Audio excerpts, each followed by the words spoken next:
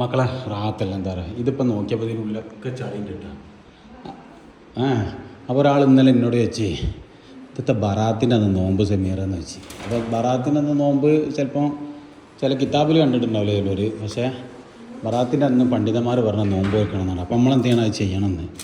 നമ്മൾ ചിലപ്പം ചില കാര്യങ്ങൾ കിതാബിൽ കണ്ടോളെന്ന് ഇല്ലാന്നാണ് പണ്ഡിതന്മാർ പറഞ്ഞത്. അപ്പോൾ എന്ത് ചെയ്യണം, അത് നമ്മളെ പൂർവികർ പറഞ്ഞനുസരിച്ച് നമ്മൾ ജീവിക്കുക. അപ്പോൾ ഇന്നത്തെ പരിപാടി എന്താ പറയുക, ഇന്നത്തെ പരിപാടി വെച്ചാൽ നമ്മളെ എന്താണ് നനച്ചുള്ളിൻ്റെ കുടിയാണ്. അപ്പോൾ ഞാനും പെണ്ണുങ്ങളെ സഹായിക്കാൻ വേണ്ടി കയറി ഫാനൊക്കെ നല്ല വൃത്തിയാക്കി.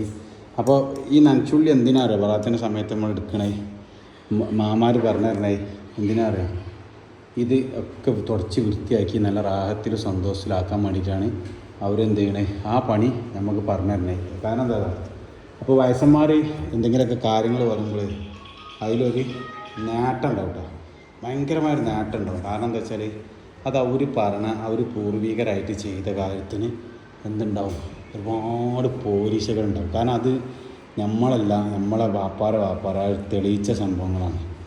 അപ്പോൾ എന്ത് ചെയ്യുക, ഞാനിപ്പോൾ കണ്ടപ്പോൾ അവിടെ ഇങ്ങനെ അതിൻ്റെ മേലെ കുറച്ച് കച്ചറുണ്ടെങ്കിൽ പല്ലിക്കാസ്റ്റ് അതും ഇതൊക്കെ ഉണ്ട്. അപ്പോൾ എന്ത് ചെയ്യുക, നനച്ചുള്ളിയും കാര്യങ്ങളൊക്കെ ബറാത്തിൻ്റെ സമയത്തെങ്കിലും ഒരു വർഷം നമ്മൾ ഒന്ന് ചെയ്യും, ഒരു വർഷത്തിൽ ഒരിക്കലെങ്കിലും നമ്മളെ വീട് നമ്മളൊന്ന് ശ്രദ്ധിക്കുക, വെറുതെ ഒന്നും ചെയ്യാം. ഇപ്പോൾ ആ ലൈറ്റിൻ്റെ മേലെ കണ്ടില്ല ചെറിയൊരു ചളി ഇരിക്കണുണ്ട്, അവിടെ ചളി ഇരിക്കണേ. അതേപോലെ തന്നെ ഇതിൻ്റെ മേലൊക്കെ ഒരു പൊടികളൊന്നും ഉണ്ടാവും, പൊടികളുണ്ടില്ല. അപ്പോൾ അതൊക്കെ ഒന്ന് വൃത്തിയാക്കി പെണ്ണുങ്ങളൊക്കെ സഹായിച്ചു കൊടുക്കുക.